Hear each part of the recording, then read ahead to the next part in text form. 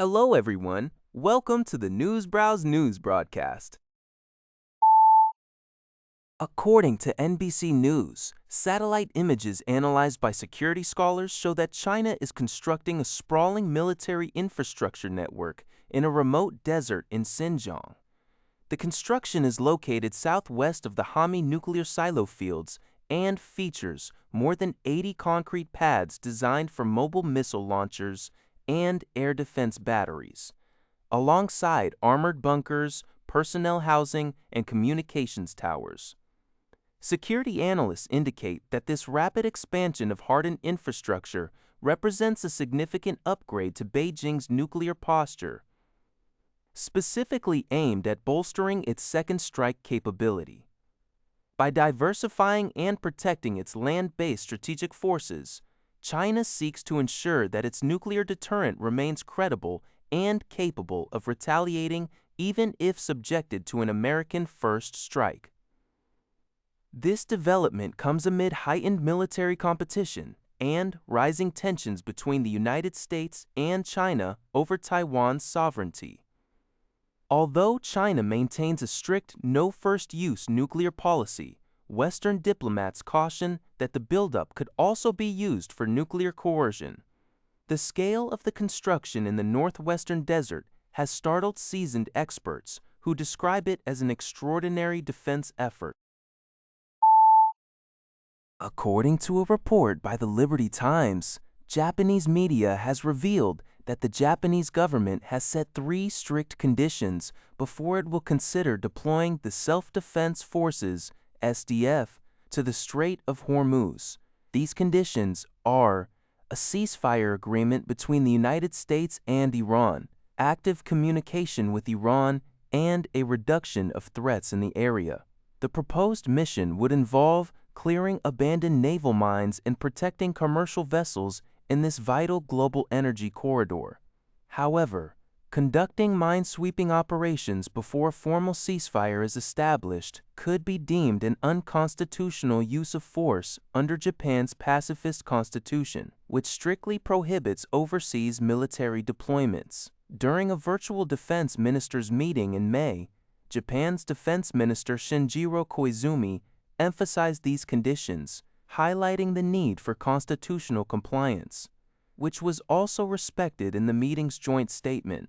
If a ceasefire agreement is eventually finalized, Japan plans to assess the deployment of forces in accordance with its Self-Defense Forces Act. According to Al Jazeera, Lebanon's army chief, Rodolphe Haikal, has made a surprise visit to Pakistan, which has emerged as a central mediator between the United States and Iran. The visit comes at a critical time as regional diplomatic efforts intensify to resolve the wider conflict. Back in Lebanon, funerals are being prepared for 3 military personnel, including a brigadier general and a captain, who were killed in southern Lebanon when an Israeli strike targeted their military vehicle on the Kardali-Nabateez road. Although a ceasefire was agreed upon in mid-April to halt the fighting between Israel and Hezbollah, daily clashes have persisted.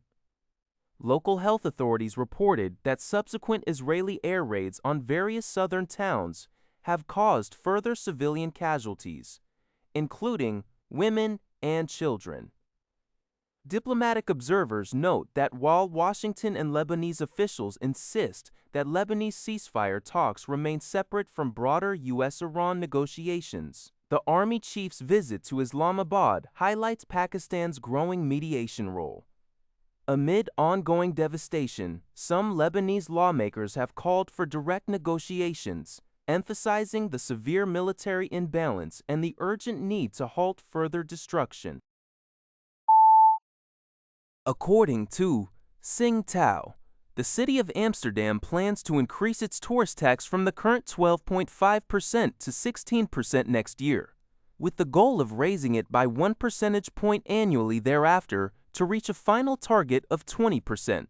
Amsterdam last adjusted its tourist tax in 2024, when it was raised to 12.5%, making it the 4th highest tourist tax city in the world. The Amsterdam City Council estimates that raising the tax to 16% next year will generate approximately €60 million in extra annual revenue, which is projected to rise to €75 million by 2030. Officials emphasize that this revenue will be fully dedicated to the costs of city management, maintenance, law enforcement, and public infrastructure to ensure tourists contribute fairly to the city's resources. Furthermore, in response to local residents' concerns over social and environmental issues caused by low-cost day trips, the government is also drafting new regulations to levy a tax on day trippers who do not stay overnight, aiming to balance the quality of life for residents with the tourist experience. That's all for this video. Thank you for watching. See you in the next video.